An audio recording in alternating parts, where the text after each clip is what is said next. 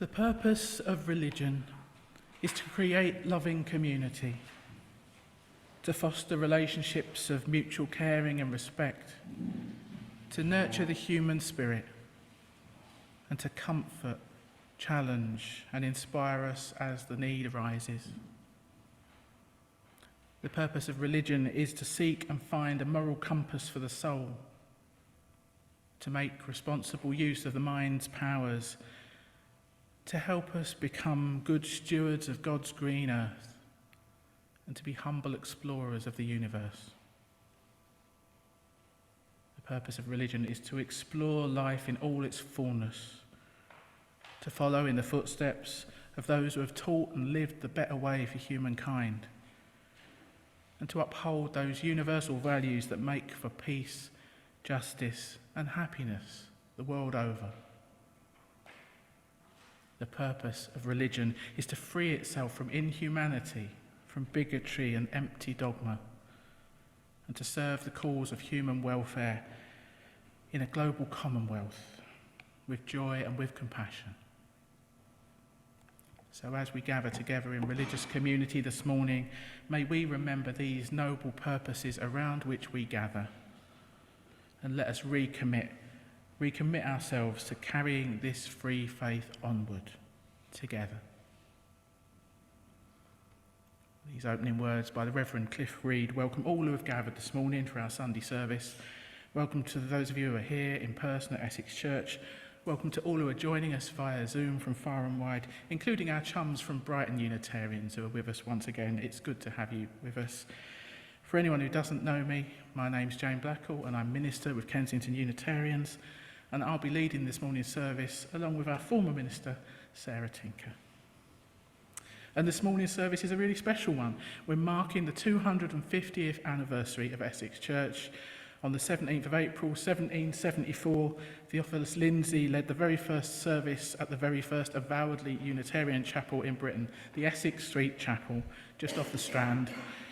And there's a direct line from that pioneering congregation to our own community here at Kensington Unitarians. That's why we're known as Essex Church. So this morning we're going to celebrate this landmark date in our congregation's history and the history of the whole Unitarian movement here in Britain with a service titled Past, Present and Future. But we're going to light our chalice flame before we go any further, as we do each week. This is a moment to settle ourselves down, to be still, to remember what it is that brought us here, and to reconnect with that common purpose. This simple ritual connects us in solidarity with Unitarians and Unitarian Universalists the world over, and it reminds us of the proudly progressive religious tradition of which this gathering is part. I'm going to invite Sarah to come up and join me in saying our chalice lighting words this morning.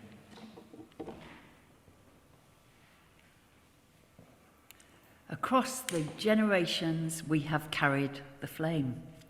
We fought the injustice, sang the songs, spoke for truth, and built something lasting.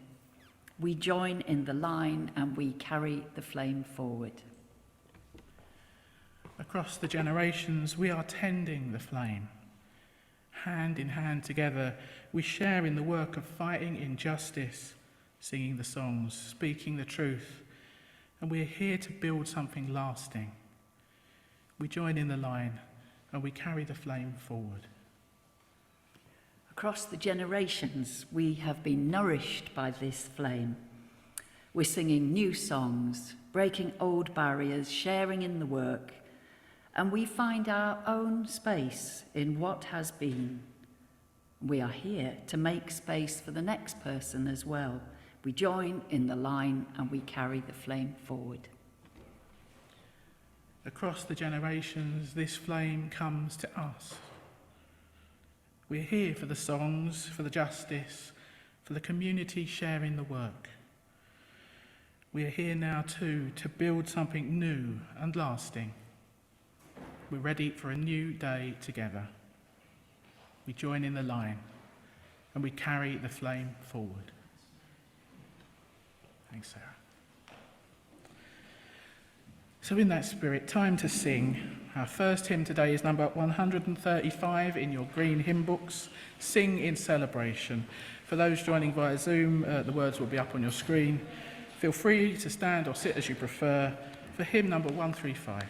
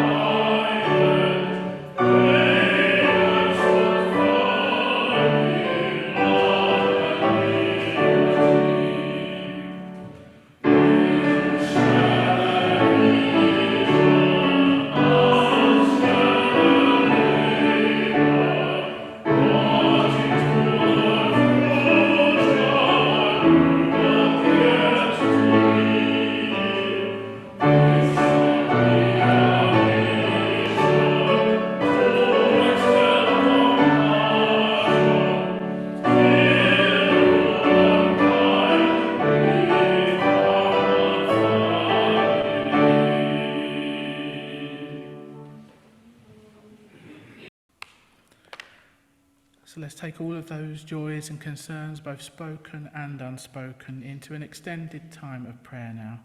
This is based on some words by Bruce Southworth. You might want to adjust your position to get more comfortable. You might want to put down anything you don't need to be holding. If there's a posture that helps you to feel more prayerful, whatever helps you get into the right state of body and mind for us to pray together now. Let's be fully present in this sacred time and space we co-create. Present with ourselves, with each other, and with that which lies within us and beyond us.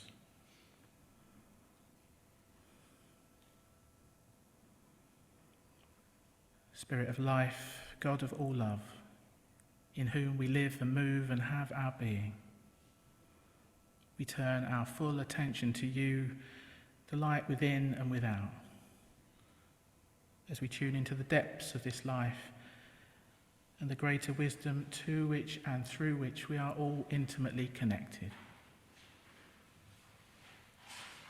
Be with us now as we allow ourselves to drop into the silence and the stillness at the very centre of our being.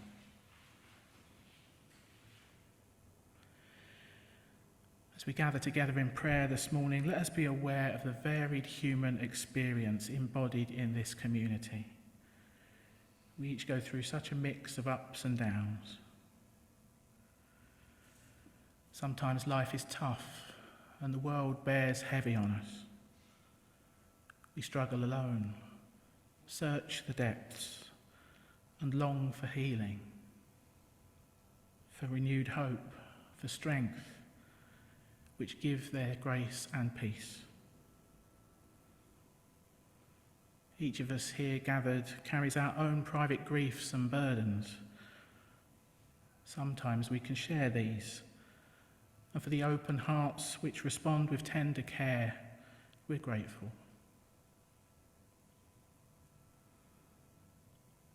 Each of us here gathered knows something of life's blessings too. So this bright spring morning, let us give thanks for all the joys that break through. Let us give thanks for the care and compassion of family, friends and neighbours. Let us give thanks for the communion of all those who seek to serve others.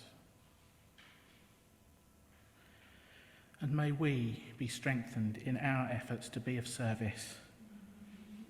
May we always be mindful of all the good in our lives, whatever privilege, success, or happiness we have been blessed with.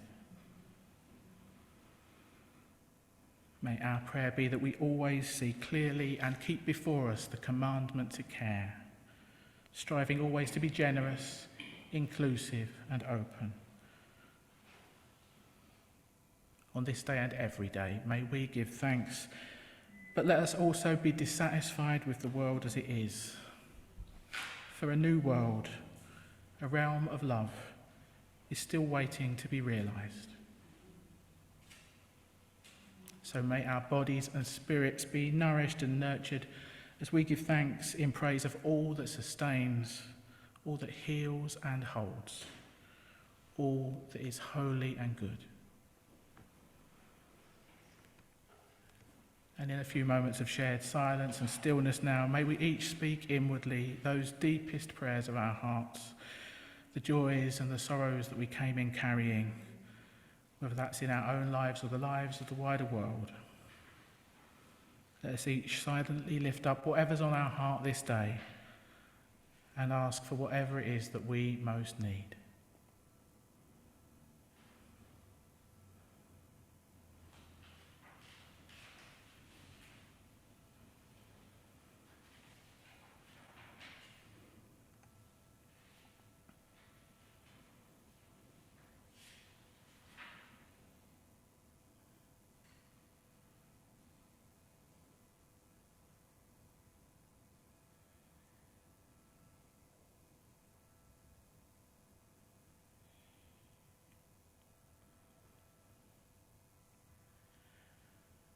Spirit of life, God of all love, as this time of prayer draws to a close, we offer up our joys and our concerns, our hopes and our fears, our beauty and our brokenness. And we call on you for insight, healing and renewal. As we look forward now to the coming week, help us to live well each day and be our best selves, using our unique gifts in the service of love, justice and peace. Amen.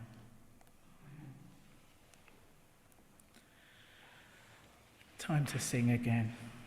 Our next hymn is number 17 in your green books, Song of Thanksgiving. The words will be up on screen as usual. Stand or sit as you prefer. Song of Thanksgiving. For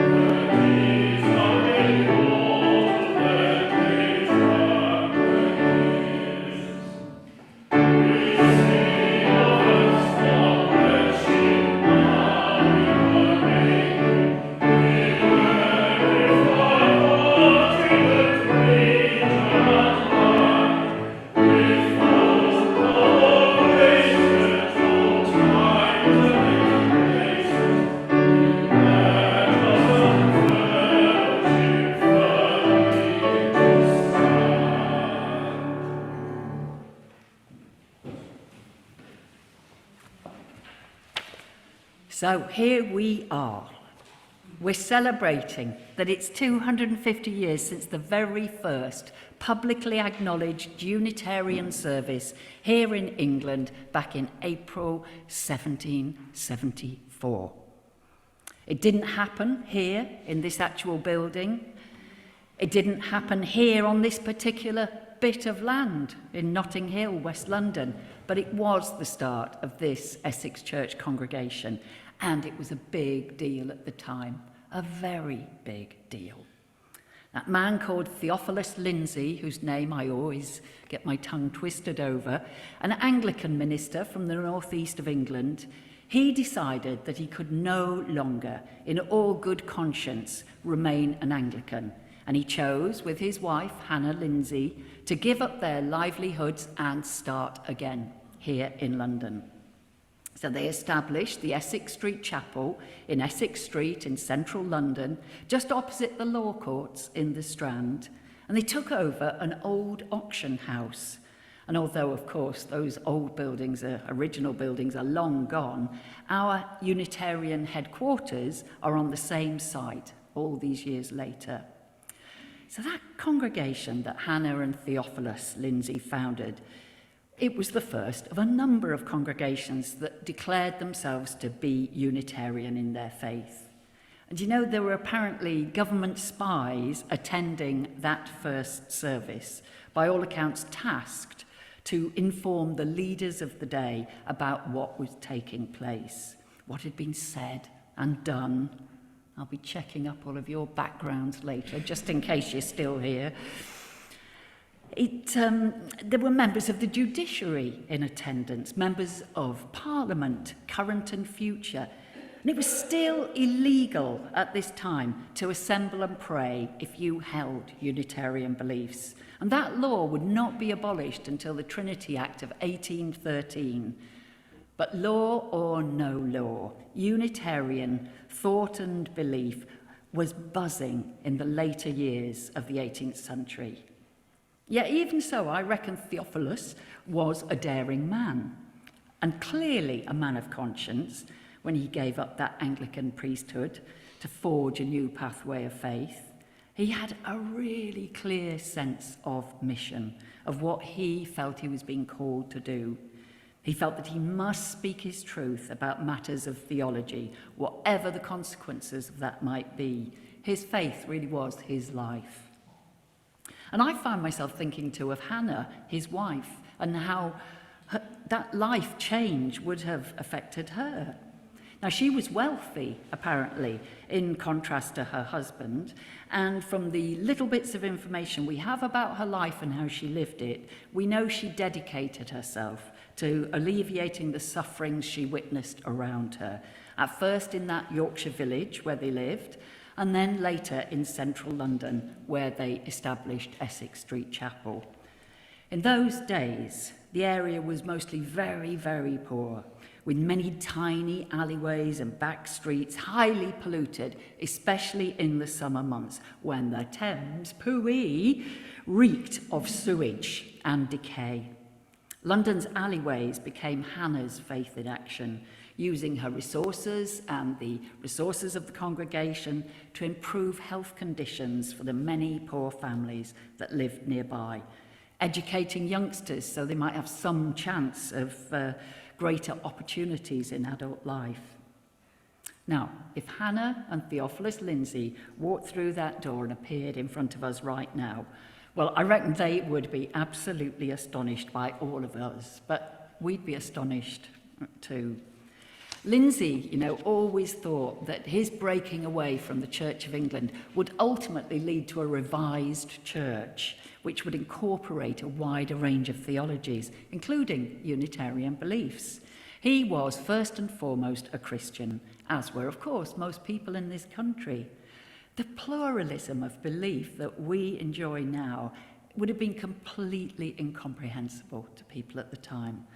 In the late 1700s, most people knew very little about other faiths.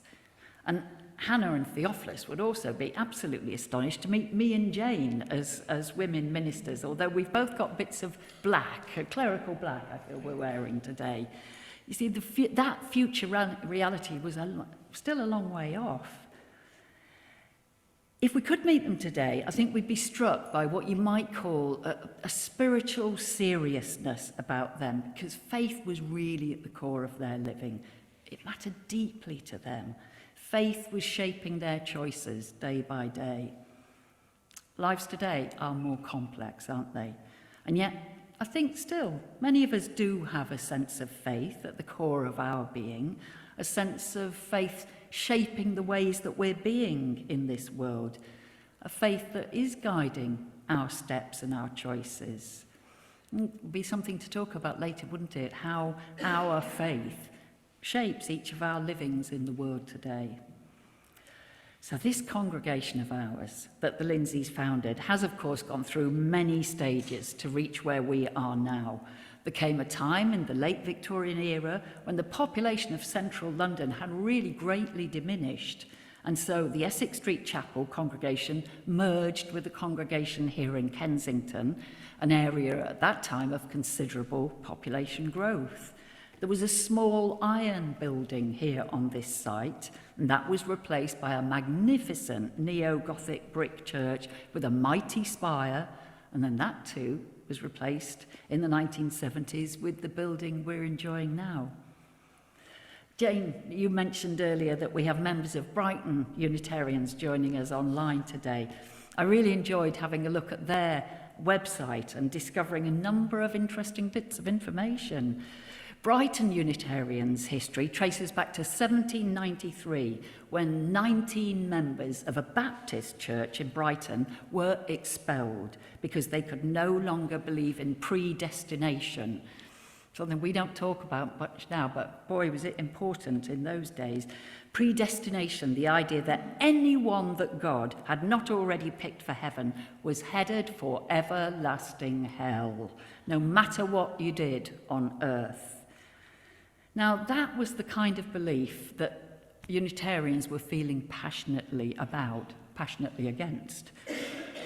They believed that it really mattered how we behaved in life, and that God was surely a loving and benevolent force in this world, not a harsh and completely arbitrary judge. I also read about Brighton Unitarians receiving the very posh organ that was removed from the old Essex Street church on this site when it was being readied for demolition back in 1973.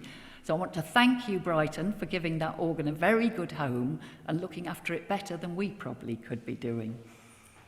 So I hope this whistle-stop tour of this congregation's beginning and the beginnings of our Unitarian faith, I hope it gives us all encouragement to think how we are expressing our faith in the living of our lives, and what we in this congregation and in a wider Unitarian movement might be building for the generations yet to come. So, after that exhausting tour of history, we're moving into a more meditative time in our service. There'll be a few words of introduction from me, and then that leads into a shared silence together, and then our musicians will play the second piece from the Danish String Quartet, based on traditional Danish and Faroese wedding tunes. It's a lovely piece of music. So let's get ourselves as comfy as we can, whatever works best for you. Enjoy a moment of settling and stilling ourselves, making those little adjustments that can ease our bodies and perhaps blissfully help quieten our minds. Following perhaps the gentle rhythm of our breathing in and out, aware of our surroundings, aware of our feet resting on the floor if that's where they are, connecting us with the earth on which all life is lived, making this a time for turning inwards and going deeper. And in our shared quiet, you might like to think of what calls you in life, what has called you, what or who has helped guide your journey of faith. What has brought you to this day, to this moment, to the community that you're in, perhaps? What might be whispering to us now in the quiet moments, in the stillness of the turning earth? What might our Unitarian community of the future require of us now?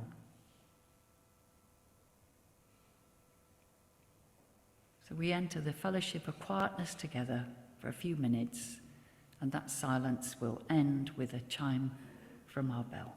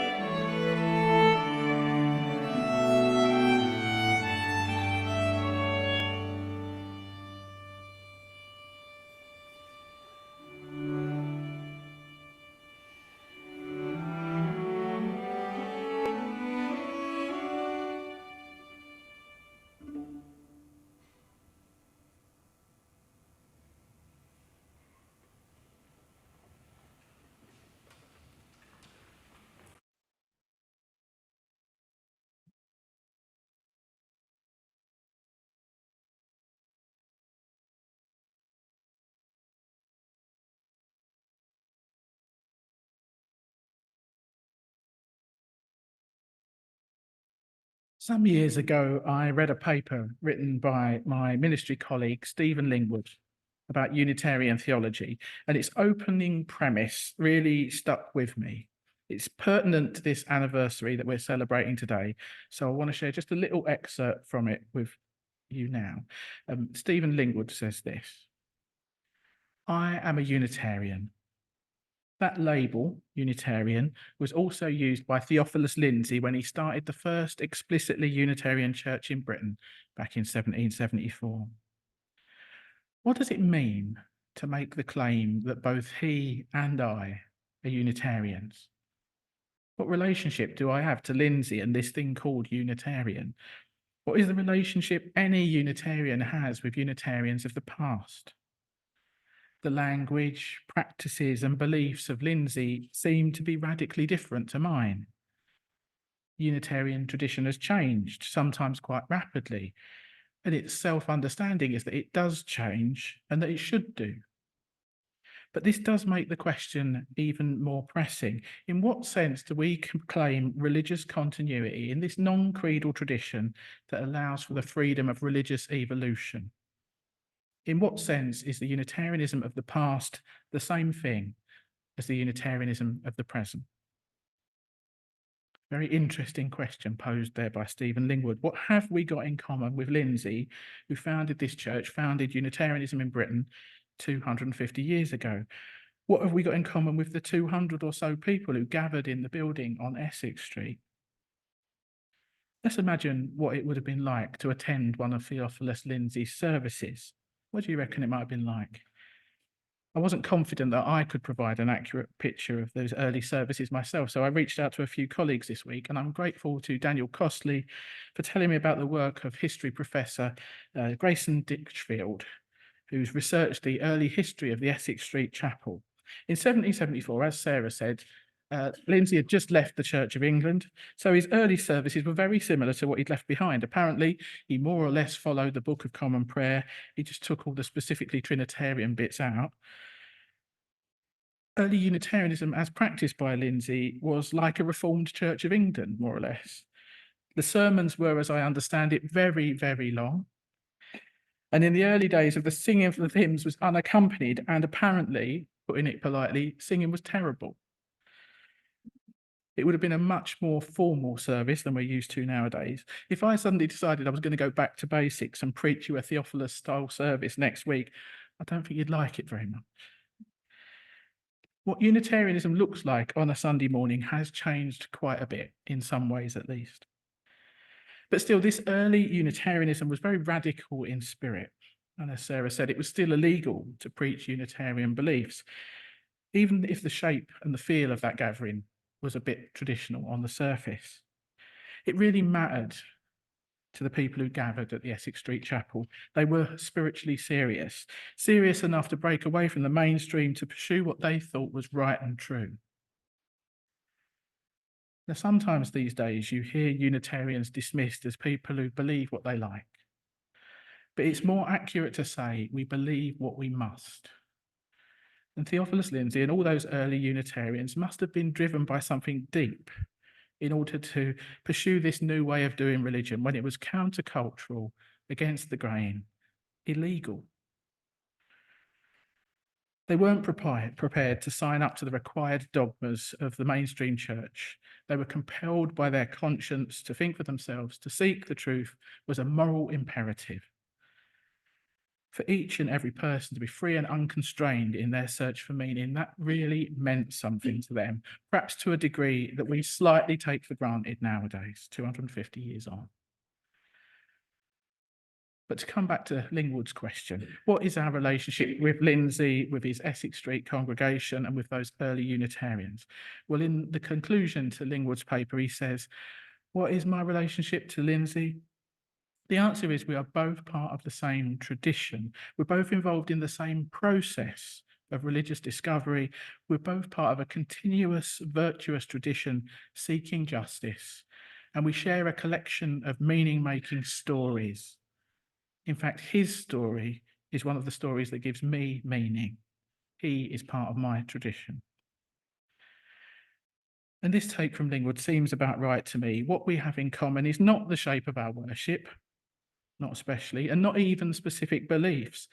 I suspect most of us gathered here today are not nearly as worried about the differences between Unitarian and Trinitarian theology in the way as our forebears were, or at least it's not such a burning and prominent question in most of our minds. It's more about the approach that we have to life's big questions and our commitment to an ongoing, ever-unfolding process of religious discovery, an honest search for truth and meaning, and a sincere quest to live good and virtuous lives to help bring about justice, peace, and a better world for all. The continuity of this congregation over the last 250 years rests on this shared process and purpose, our mission. The outward forms have changed quite a bit, but this is the constant heart of our faith. And I've witnessed this unfolding in front of my own eyes, as well as celebrating our big anniversary this week. The actual 250th anniversary is on Wednesday, the 17th, if you want to raise the toast or have a celebratory slice of cake in the comfort of your own home. But I'm going to be celebrating a smaller anniversary the day after, on the 18th, which is my 25th anniversary of first setting foot in this building. I was quite pleased that the numbers lined up like that. Even over 25 years, I've seen quite a bit of change in this congregation and in the wider denomination. But our change and our evolution should always be in service of our shared purpose, our mission, and in line with that process that's so characteristic of our tradition, that non-dogmatic pursuit of truth. That's why I chose the opening words this morning on The Purpose of Religion by Cliff Reed, as a reminder of what it is we're here for and the nature of this tradition we are upholding. It seems important that we should keep coming back to this again and again, reminding ourselves of this guiding vision. And indeed, we'll be thinking about our vision again in a couple of weeks' time when we have our AGM. Always a good moment to reflect on what we're doing in the light of our guiding purpose. Lingwood's question about what connects contemporary Unitarians with Lindsay and his congregation, that suggests another question to me. Rather than looking back, how will future generations of Unitarians look back on us in 250 years from now? 250 years is a long time. Will we make it that far? Will humanity make it that far? Let's scale it back. What about in 25 years' time, in 2049? I hope there are enough people of spiritual seriousness, people to whom this way of doing religion really matters, really means something. Enough people who will keep the doors open, who will step up and take this tradition onward. So our chalice flame will keep on burning for the next generation and hopefully even for centuries to come. But in 25 or 250 years, it probably won't look like church as we know it. We know how many changes we've seen here at Essex Church over the last 4 years. Our way of doing church has evolved, and for good reason. In order to fulfill our purpose, to uphold our values, we've made this move to hybrid services and taken a lot of our activities online. It has not been an entirely easy ride. Change is often challenging, and it was hard work to make it happen. It wasn't a change that was on our radar in any way 5 years ago, but I hope you'll agree, we did it because it's congruent with our Unitarian values. We did it for the sake of justice and inclusion, and I think it's something we can be proud of doing. So I hope future leaders of Essex Church, our spiritual descendants, will also ask themselves the same sort of questions when they're making plans and discerning the way forward for this congregation and for the Unitarian movement as a whole. I hope they ask themselves, is this in line with our Unitarian values? Does this serve our religious purpose? How does this fit with the mission of this church? And perhaps even, what is God calling us to do now, in this time and in this place? I hope they won't be too attached to church looking a particular way or to doing things the way they've always been done. I hope they'll continue to evolve to better serve the mission. But even as the world changes and our church changes, there will be this thread of continuity as each new generation steps up to be stewards of this precious tradition, so our shared purpose and process will go on. So in that spirit, I invite you now to join in the responsive reading that you'll find in your orders of service. The words will also be up on screen in a moment. This piece is adapted from words from Scott Alexander. It's called "We Need a Religion," and it affirms something of that shared purpose, process and values that we have as Unitarians. So I invite you to join in as you wish with the responses that are printed in bold.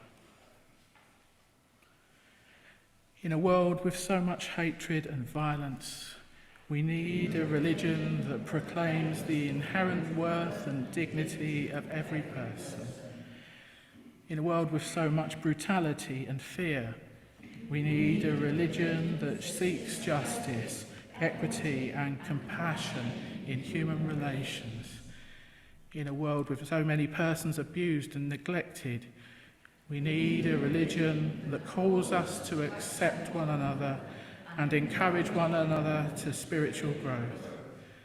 In a world with so much tyranny and oppression, we need a religion that affirms the right to freedom of thought and conscience and the proper use of the democratic process. In a world with so much inequity and strife, we need a religion that strives towards the goal of world community with peace, liberty and justice for all. In a world with so much environmental degradation, we need a religion that advocates awareness and respect for the interdependent web of all existence of which we are a part. In a world with so much uncertainty and despair, we need a religion that teaches our hearts to hope and our hands to care. In a world where so many people yearn for connection, yearn for love, we need religious communities like ours to welcome all people of goodwill, offering a place to call home, to belong, where each can be who we truly are. Amen. One last hymn now, and it's a stirring one to end on. Number 208 in your hymn books, Forward Through the Ages. The words will be up on screen once again. Sing up as you can, and let's enjoy our closing hymn.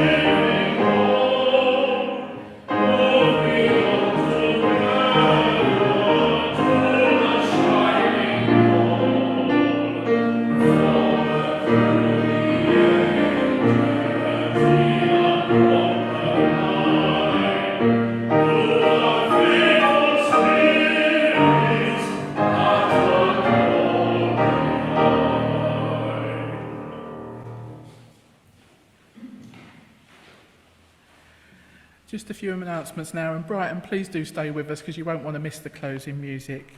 Thanks to Sarah for co-leading our service today, to Ramona for tech hosting, and Charlotte for co-hosting and welcoming everyone at home.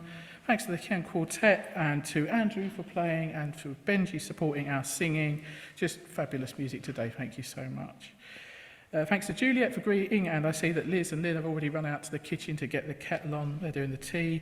If you're in person, please do stay if you want to. We've got a lunch after the service. I'm sure there'll be plenty of food. There's at least 2 cakes. If you're on Zoom, please do hang around for a chat with Charlotte. On Friday, we've got our Heart and Soul Contemplative Spiritual Gathering online at 7 o'clock. This week's theme is belief. We gather for sharing and prayer, and it's a really good way to get to know other people on a deeper level. Email me if you want to come to that, or you can come in person. We've got an in-person one this Wednesday at 7 o'clock in the church. Again, it'd be good to know who's coming for cake rationing purposes. It's just 2 weeks until our membership service and AGM, so do come along to that if you can. The annual report hopefully will be out sometime this week. I sent out membership renewal emails this week as well, so please do fill that in as soon as you can to reaffirm your belonging to this congregation. And if you're a newcomer who's not joined up yet, have a word with me if you want to know what that entails. No financial commitment. It's about pledging your heart, saying, yes, I'm a member of this congregation, and that's something to feel proud of.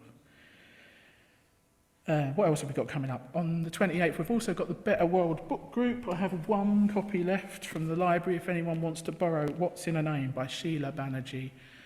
That's on the 28th at 7:30. Getting some very positive feedback about the people who have already read this book, so it's a good one. Further ahead, on the 4th and 5th of May, we've got our next mini retreat, the Spiritual Backpack. Some of you will have been to that when I first ran it in 2021. That'll be online on the 4th and repeated in person on the 5th. I need 6 people for each of those for them to go ahead, so do sign up early if you want them to happen. Next Sunday, we're back for a regular service celebrating Earth Day, and special music continues because we're going to have not 1 but 2 bassoons in the house, which I'm very excited about. And Margaret will be offering singing class after next week's service as well. And I think there's still some uncertainty about when the next yoga class is going to be. There's definitely one in May, but we might get a bonus extra one next week. So if you're interested in yoga with Hannah next Sunday, have a word. I think that's everything. Details of all our activities are printed on the back of the order of service. They're all in the Friday email. So if you haven't yet signed up to the mailing list, do get on that. The congregation very much has a life beyond Sunday morning, so do what you can to look out for each other. Build supportive connections. Keep in touch. So just time for our closing words and closing music now. As you prepare to leave this sacred space, pack away a piece of this church in your heart. Wrap it carefully like a precious gem. Carry it with you through the joys and sorrows of your days, and let its gentle glow strengthen and warm you. Let it remind you of all that is good and true, until you gather here again in this place of love. May it be so for the greater good of all. Amen.